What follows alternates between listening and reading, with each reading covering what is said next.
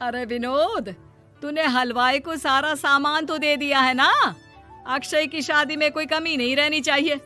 आखिर सबसे छोटा भाई है तुम सबका। हाँ माँ, आप चिंता मत करो, मैं पूरा ध्यान रखूंगा। मंगल बेटा, तूने तो कहा था कि फूल का ऑर्डर दे दिया है, यहाँ तो फूल पहुँचे ही नहीं। अब क्या बहू की विदाई के बाद फूल आएंगे? माँ, मैंने अभी बात की है फूल वाले से, वो रास्ते में ही है। आप किशोर भैया से क्यों नहीं कहती कुछ करने को? किशोर पहले ही मेरे बताए काम कर रहा है। पास के सभी रिश्तेदारों और मोहल्ले वालों को कार्ड वही तो देकर आया था। रिसेप्शन के लिए हॉल भी उसी ने बुक किया था। टेंट कुर्सी वालों को भी तो वही देख रहा है। पर कई मोहल्ले वाले तो हमारे भरे पूरे परिवार से जलते भी हैं। उन्हें बुलाने की क्या जरूरत थी? बेटा, शादी ब्याह में तो बुलाना ही पड़ता है, नहीं तो लोग क्या कहेंगे। दादी दादी देखो ना, हलवाई अंकल हमें लड्डू नहीं दे रहे, आप इनको डांटो ना। अरे चैन सुख दे देना बच्चों को लड्डू, क्यों तंग कर रहा है इन्हें? बीबी जी, मैं कहाँ मना कर रहा हूँ, लेकिन लड्डू बनते ही ये बच्चे उठा उठा कर खा लेते हैं। अरे मैं तो इन्हें थाल में रख के परोस भी नहीं पा रहा। भागो, अब कोल्ड ड्रिंक पीने चलते हैं। भागो भागो, अब कोल्ड ड्रिंक पीने चलते हैं। जैसे कि आप देख रहे हैं, आज इस घर के सबसे छोटे बेटे अक्षय की शादी है।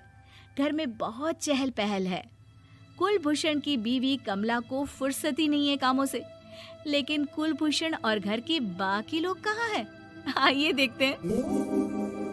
अजी, आप यहाँ आराम से बैठकर गाने सुन रहे हो और घर में अभी तक इतने काम बचे हैं करने को। अरे भाई, मेरे सबसे छोटे बेटे की शादी है, इसके बाद तो मैं अब चिंता मुक्त हो ही जाऊंगा। और फिर घर में तुम हो, बेटे बहुएं हैं, तुम लोगों के होते हुए मैं क्यों काम करूं? मैं तो शान से बेटे की शादी में जाऊंगा तैयार होकर।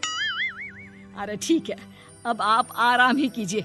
एक बार अभिषेक की बीवी आ जाए, फिर मैं भी आराम करूंगी और मेरी चारों बहुएं पूरे घर की जिम्मेदारियां संभाल लेगी।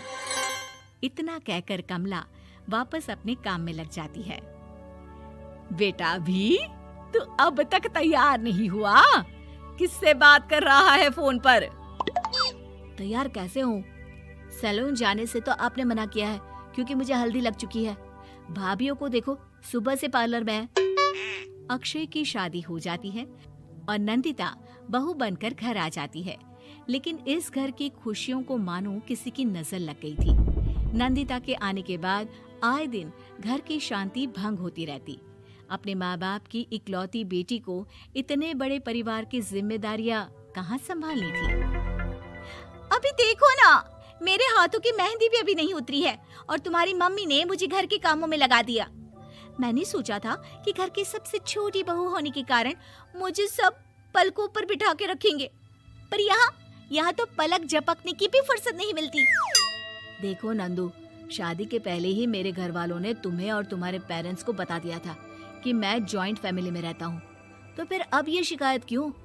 और फिर तुमसे पहले मेरी भाभी भी तो आई थी शादी करके, उन्होंने तो कभी कुछ नहीं कहा। नंदिता तब तो चुप हो जाती है, लेकिन ऐसा बहुत दिनों तक नहीं चलता।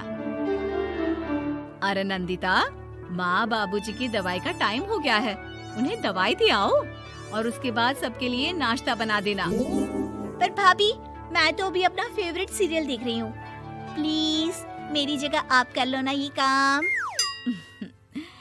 ठीक है, मैं तेरी जगह माँ बाबूजी को दवाई दे आती हूँ और नाश्ता बना लेती हूँ।